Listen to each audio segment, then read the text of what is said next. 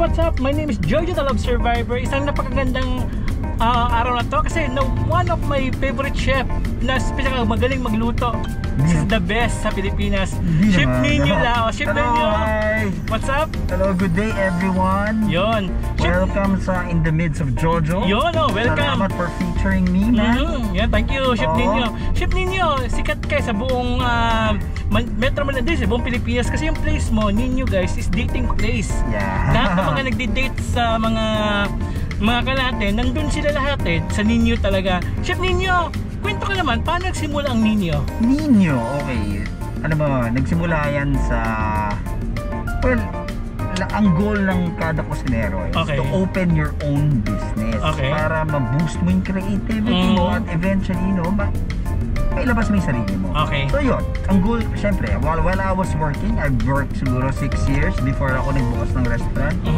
So ever since, ang motivation ko is to one day open my own restaurant.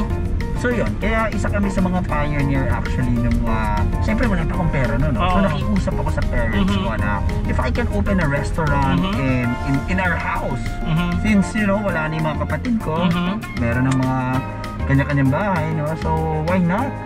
Can I do this? So fortunately, mababait yung kapatid ko, yung parents ko, my dad and my mom. So finand nila yung aking dream restaurant.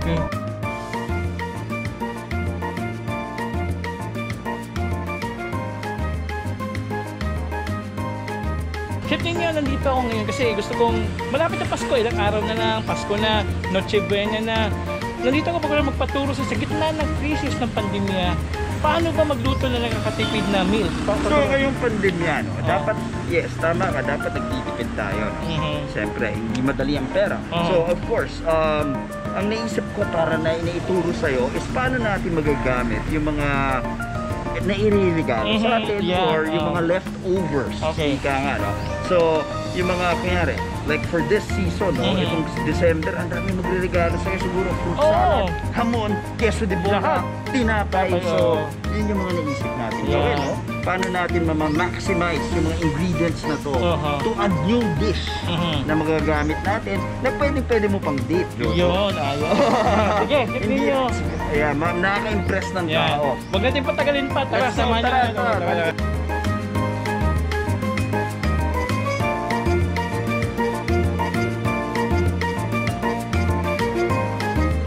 Okay, first step natin, tinapay, lagi sa tubig.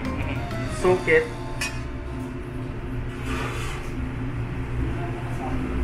Ba't nilalagay sa tubig Para malambot siya kasi yung blender natin. So we have to soak it for 20 minutes. Okay? So while soaking, mag-prep tayo. Gawin natin yung sibuyas at bawang.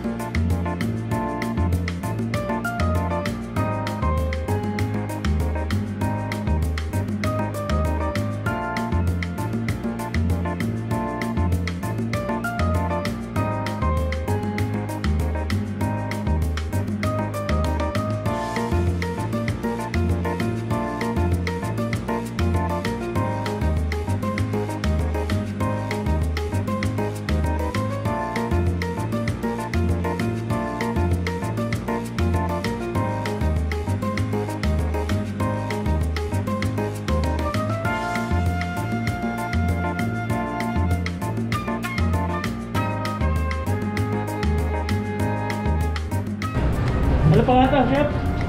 Jojo Ceviche. Jojo's Kilawin? Or ito yung mga... Ano bang Kilawin sa English? Ceviche. Ceviche, okay. So basically, itong dish na to, minaximize natin whatever we have sa ating ref na mahanap sa bahay. Yun. Siyempre, bumili lang tayo ng tuna. Yun. Ayan guys, kayang gawin ng ordinaryong Pilipino to. Yun. pwede lang hindi gawin ganyan plating, no? So basically, yung natira nating tinapay, ginawa nating sauce. At yung mga tira nating gulay, meron akong fresh orange sa ref, meron akong tomato. Okay, ayan.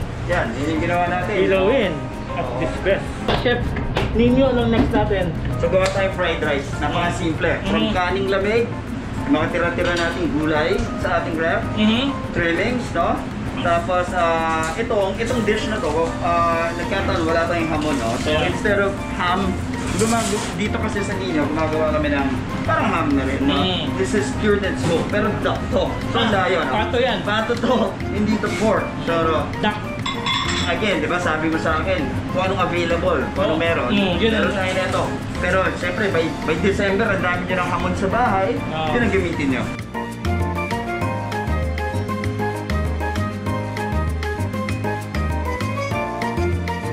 Garlic, onion. Tapos, advice ko sa Jojo, yung mga natitira mong gulay sa ref, pwede natin magamit dito. Okay? Sisimulan ko sa pinakamatigas hanggang pinakamalambot. So, carrots. Meron akong mabilis naman maluto kasi naputol siya na maliliit. Okay? Lalagay yung kaning lamig para sa fried rice natin. Kaning lamig. Ito yan, ha? Gawin na natin lahat. Dudulugin natin, no? Hanggang maluto.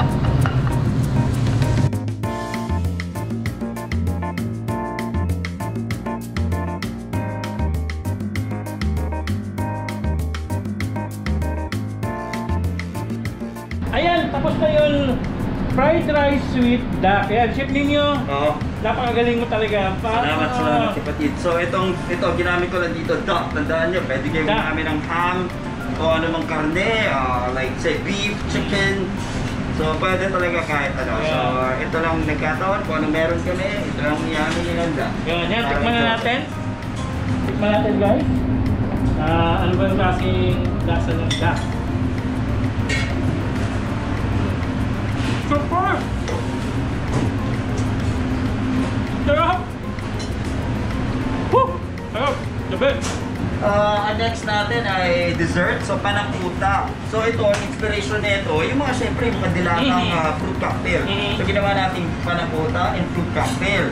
So tulungan tayo ni Chef Mark para gawin to. Anong unang gagawin, Chef Mark? Mix natin sa bowl yung gelatin powder.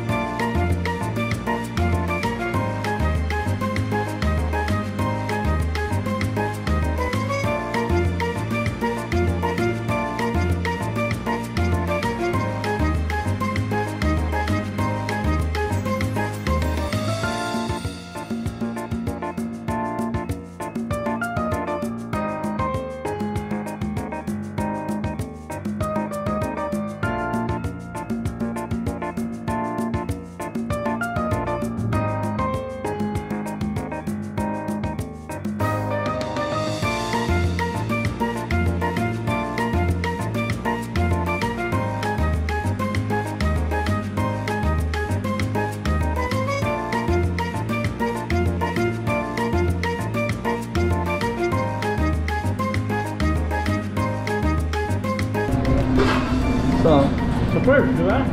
nasulit ang ating Chef Mark, thank you. Chef Nino, salamat. Galing mo talaga. salamat. It's the Ninja team. Isang maestro. Salamat in the midst of Jojo. Thank you very much at pinicture mo kami at sana nakatulong kami sa'yo at magamit mo itong mga tinulong namin sa'yo wisely. Okay. So yeah, if you want to reserve, our number is 028-426-0301. Our Facebook, Nino Fusion Cuisine. We also have Instagram. Please follow us. Maraming salamat. Our schedule of operations is 11 to 2, then 6 to 9. Tapos location, 66 Esteban Abado Street, Leola Heights, Quezon City. Kita-kita tayo, Nino Fusion Cuisine.